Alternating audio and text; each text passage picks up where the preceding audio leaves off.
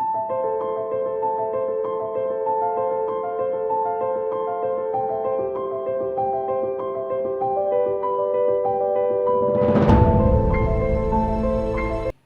दर्शकबिन, पवित्र गार्डनमा फेरि हजुरहरूलाई एकदम स्वागत छ।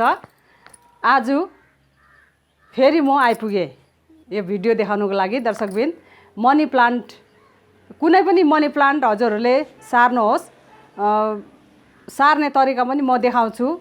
अरू यो मनी प्लान्ट हेर्नुहोस्, मेरो ठुल्ठुलो पात भएको मनी प्लान्ट छ। कसैले यसरी भित्तामा गएको पनि यसरी मन पराउनुहुन्छ, कसैले मन पराउनु हुँदैन। हजुरहरूले मन पराउनुहुन्छ भने यसरी नै पोटमा रोपेर चाहिँ यसरी आफै जान्छ। यो लहरा, यो यस्तो हुन्छ नि, यो लहरा यसरी लहरा आफै टाँसिँदै जाने गर्छ। दर्शकबिन, अरू यसरी भित्तामा कसैले रुचाउनुहुन्न, टसाउनुको लागि मन पराउनु हुँदैन। म त्यस्तो मन पर्दैन भने यसरी मोस स्टिक बजारमा नि मार्केटमा नि किन्नु पाइन्छ। अरू आफैले बनाउँदा नि हुन्छ। दर्शकबिन, यो मैले बनाएको हेर्नुहोस्, घर बनाउँदाखेरि नरियलको डोरी उब्रेको थियो भनौँ न, अब टाक्रा र टुक्रीहरू यस्तोहरू हुन्छ, अनि काम नलाग्ने, युजलेस हुन्छ, अनि हामीले युजफुल बनाउनुपर्छ। यसरी नै मैले यहाँ यत्रो लामो बाँसमा यसरी नै मोस स्टिक बनाएर यसरी राखेको छु। दर्शकबिन, किन किन्नु, पैसा किन खर्च गर्नु मार्केटमा हामीले किनेर। त्यस कारणले मैले यो बनाएँ। हजुरहरूलाई सिधै यो फ्लावर पोटमा यसरी गाडिदिनु होला। मैले यो 2-3 दिन मात्रै भएको छ, त्यही भएर चाहिँ यस्तै मात्रै भएको छ। अनि हजुरहरूले यसरी नै लाउनुहोस् है त दर्शकबिन, यो मनी प्लान्टलाई चाहिँ। अनि यहाँ पनि त्यस्तै छ। यो मनी प्लान्ट चाहिँ फेरि अर्कै अलिक भेरिकेटेडमा छ। यो पत्ता अलिक सानो सानो छ, यो अर्कै खालको हो। अनि यसमा पनि मैले मोस स्टिक बनाएर रेडी गरेर राखेको छु। काठ यसो बाँसहरू नपाएर हेर्नु नि, मैले यत्तिकैमा यहाँ 2टा बनाएर राखेको छु यसरी नै मोस स्टिक। यसलाई बुस्सी बनाउनुको लागि चाहिँ, राम्रो गर्नुको लागि चाहिँ मैले यसरी बनाएको। अरू दर्शकबिन हेर्नुहोस्, अनि कसैले भन्नुहुन्छ कि यो पिपलको रुख जस्तो यो भित्ता वाल बिगार्छ, यो वालभित्र पस्छ भनेर भन्नुहुन्छ। यसले केही वाल बिगार्दैन। यसरी नै हाम्रो अब फ्लावर पोटबाट पनि आफूलाई पाउने पदार्थहरू लिइरहेको हुन्छ, अरू यो वालबाट पनि लिएको हुन्छ। दर्शकबिन हेर्नुहोस्, हजुरहरूलाई धेरै मन परेन भने पनि नि हजुरहरूले यसलाई कटिङ गर्नु सक्नुहुन्छ। अनि यो लहराले भनौँ न, यो जरा हो, यो मनी प्लान्टको यो जराले केही पनि एफेक्ट गर्दैन। दर्शकबिन, जस्तो कि कलर मात्रै निस्किन्छ। अनि जस्तो कि हजुरहरूले यस्तो गरेर यसलाई मन परेन भने यस्तै गरेर निकाल्नु पनि सक्नुहुन्छ यसरी नै। अनि अलिअलि दाग हुन्छ, हजुरहरूले टचिङको लागि घर बनाउँदाखेरि त पक्कै राखेको हुन्छै। अनि यस्तो गरेर अब यो सुकेपछि यो खरखर पाऱ्यो, अनि अलिअलि कलरले घरमा राखेको टचिङको लागि राखेको कलरले पेन्टिङ गर्दाखेरि केही पनि हुँदैन, केही पनि यो बिगारेको हुँदैन यसरी। अनि यो वालभित्र पस्दैन के साथीहरू, त्यही हो। कसैले भन्छ भित्र पस्छ भनेर। अनि अब चाहिँ म मनी प्लान्ट कसरी रोप्ने, अब कसैले त हेर्नुहोस् न, कसैले त मनी प्लान्ट अब मैले दिएको पनि, मैले दिन्छु पनि साथीहरूलाई। मैले मनी प्लान्ट दिँदाखेरि कसो गर्नु हुँदो रहेछ भने, मैले लामो लहरा दिन्छु नि मनी प्लान्ट, होइन त, त्यो लहरालाई चाहिँ सिधै गाडेर चाहिँ यसो बाँसको टेकाना लाएर चाहिँ यतिकै घुमाएर राखिदिनु हुँदो रहेछ। त्यसरी रोप्ने होइन नि त। म कसरी रोप्ने हो हजुरहरूलाई एकदम राम्रोमा जानकारी दिनु चाहन्छु। यसरी रोप्नुहोस्। जुनै पनि हजुरहरूले सिङ्गोनियम रोप्नुहोस्, मनी प्लान्ट अब एन्जोय पोथोस छ, कति किसिमको छ। यो ह्याङ्गिङमा, हाम्रो यो ह्याङ्गिङ प्लान्ट्समा धेरै किसिमको छ। हजुरहरूले त्यसरी रोप्नु होला। अनि यो भेलभेट सिङ्गोनियम पनि छ मसित। हेर्नुहोस्, मैले थुप्रै रोपेको छु। हजुरहरूलाई देखाउनुको लागि मैले अहिले यति एउटा मात्रै देखाउन चाहे। यो यस्तो राम्रो हुन्छ नि, हेर्नुहोस् त, यो भेलभेटमा यस्तो दामी छ। यो पनि रोप्नुहोस्। त्यस्तै हो तरिका, मैले अहिले जस्तो सिकाउँदैछु नि त्यही हो तरिका। अरू हेर्नुहोस् दर्शकबिन, मैले हजुरहरूलाई यो पानीमा रोप्ने कसरी हो भनेर पनि, मैले कसरी लाउने भनेर मैले पहिल्यै देखाइसकेको थिएँ। यो प्लान्टलाई हेर्नुहोस्, अझै पनि यसरी हेल्दी भएर आएको छ। हेर्नुहोस् त, यो भेरिगेटेडमा, यो मनी प्लान्टमा यो अझै पनि मर्यो होला भनेर सोच्नुहुन्छ होला, मरेको छैन। खालि मैले पानी मात्रै चेन्ज गर्छु यस्तै भइरहेछ। हजुरहरूले पहिला देख्नुभएको छ होला, मैले कतिवटा प्लान्ट चाहिँ पानीमा हुन्छ, यस्तो ग्रो भएर एकदम राम्रो हेल्दी हुन्छ भनेर देखाएको। त्यो कन्टेन्टको मध्येमा मनी प्लान्ट यो एउटा पनि हो है त। अनि अब म यसलाई नै रोप्नु चाहन्छु। एउटा यहाँनिर मनी प्लान्टको एउटा फ्लावर पोट मैले रेडी गरिसकेको छु, मल माटो सबै हालिसकेको छु। माटो गिल्लो छ, हेर्नुहोस् न, जसको पनि माटो गिल्लो छ भए पनि म यतिकै यो बेसार यसरी लगाइदिन्छु। मैले फङ्गल एसिड पनि लाउने थिएँ, तर हजुरहरूको सुविधाको लागि, राम्रो जानकारीको लागि मैले यो बेसारै राख्नु चाहेँ है त मैले, होइन त। मैले फङ्गल एसिड पनि त लाउनु चाहन्थेँ, भयो भने हजुरहरूलाई सजिलो होस्, छिटो छरितो होस् भनेर मैले यो लाउनु चाहेँ। यसरी लाएँ। अनि यो मनी प्लान्टमा लाउँदा पनि हुन्छ। मैले यत्तिकै अब अलिक धेरै थियो र मैले यत्तिकै छरिदिएको है। यो यसमा यो नकुहोस्, किरा नलागोस्, नकुहोस् भनेर यो मनी प्लान्टलाई। यो अब यसलाई निकाल्छु म एउटा। हेर्नुहोस् त कस्तो राम्रो जरा लागेको छ यसमा। यसरी नै यस्तो गरे यो हेर्नुहोस्, यो सेतो भएर निस्केको छ नि जरा, यो पुरा सरेको हो। यो पानीबाटै ग्रोथ भइरहेछ। अनि हजुरहरूलाई अब घरमा राख्दा राख्दा बोरिङ भयो भने यो मनी प्लान्टलाई फालिदिन्छु म भनेर सोच्नु पनि हुन्छ होला कसैले त, यो एउटै मात्रै भयो भनेर। अनि किन फाल्नु, यसरी नै हजुरहरूले रोप्नुहोस्। मैले चाहिँ के गर्छु भने यसमा रोपेर चाहिँ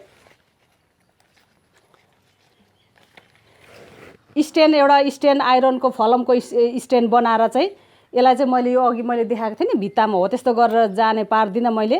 अनि यसलाई पुरा बुस्सी बनाएर चाहिँ अनि यस्तो भुइँतिर झुन्डिने खालको प्लान्ट बनाउने छु मैले यो गमलामा है त। त्यस कारणले मैले यो रोपेर देखाउनु आँटेको छु।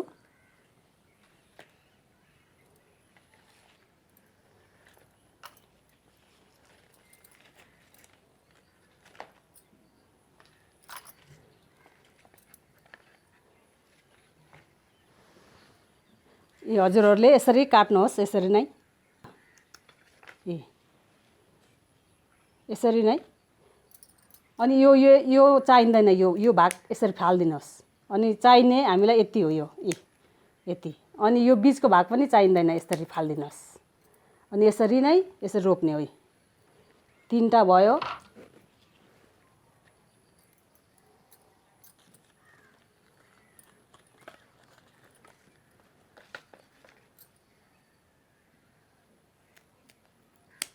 यो पनि फालिदिने छु, यो रोप्छु म। अनि बिचको यो भाग काम छैन, यो आँखा छैन नि त, त्यस कारणले चाहिँ यिनीहरू मात्रै रोप्ने छु।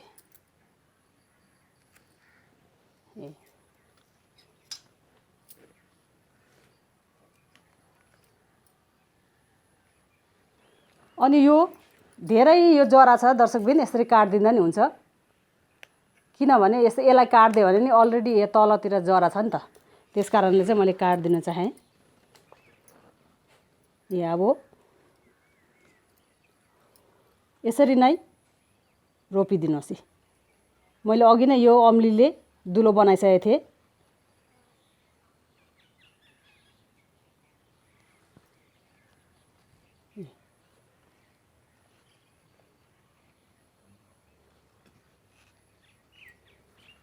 यसरी रोप्दाखेरि यसरी जरा चाहिँ हुनुपर्छ है त। यसरी सबैमा यसरी जरा लागेको हुनुपर्छ यसरी। अनि एउटा पात राखिदिनुहोस् यसरी नै।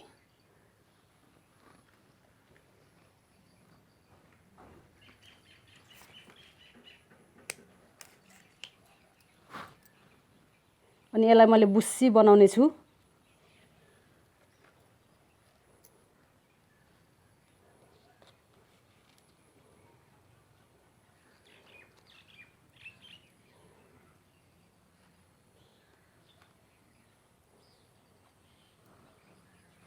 अनि हजुरहरूले यस्तो मनी प्लान्टको बिरुवा पायो भने एउटै लहरासँग एउटै ड्याङ्गै नरोप्नु होला, यस्तै गरेर रोप्नुहोस्। अनि पुरा हाँगेर एकदम राम्रो देख्ने छ। यसरी नै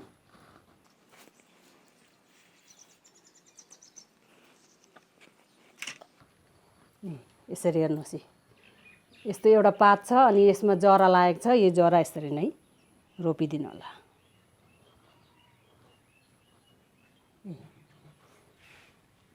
अनि अझै चाहियो भने अरू पनि रोप्दा हुन्छ।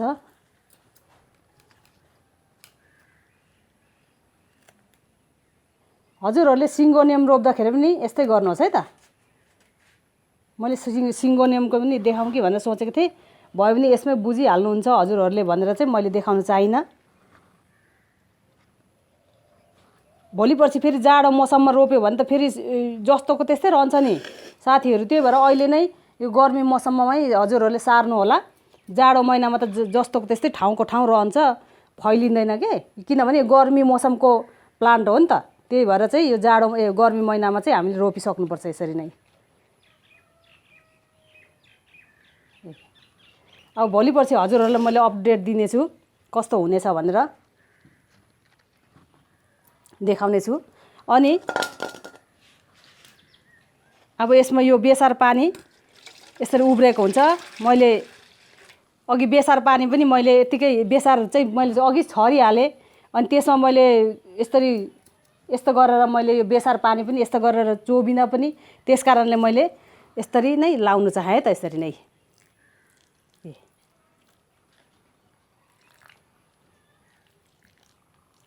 यसले फङ्गल एसिडको काम गर्छ, कुन्दैन, राम्रो जरा फस्टाएर जान्छ अनि सप्रिन्छ। अब यसलाई पनि मैले हालिदिन्छु। यो अस्ति नैको हो, भए पनि यसलाई पानीको दिने टाइम भएछ, यो हालिदिन्छु।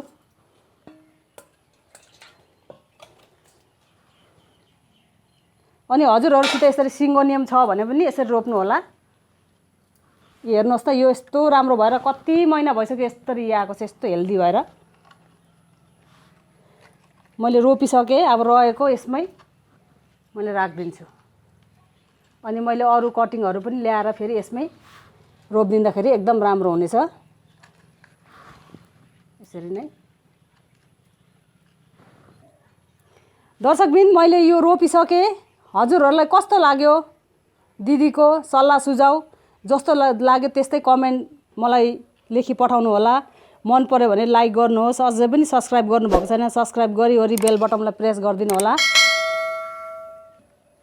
अरू सबैजना सबै हाम्रो आफन्त इष्टमित्र सबै मेरो युट्युबर्स, मेरो साथीहरू, मेरो भ्युवर्सहरूले सबैले हेर्नुहुने नहेर्नु हुनेले पनि रोप्नु होला भनेर चाहिँ सेयर गरिदिनुहोस् भन्नु चाहन्छु है त म।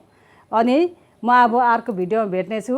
अहिलेको लागि यही बिदा चाहन्छु। हस्त नमस्कार, थ्याङ्क यू, बाई बाई।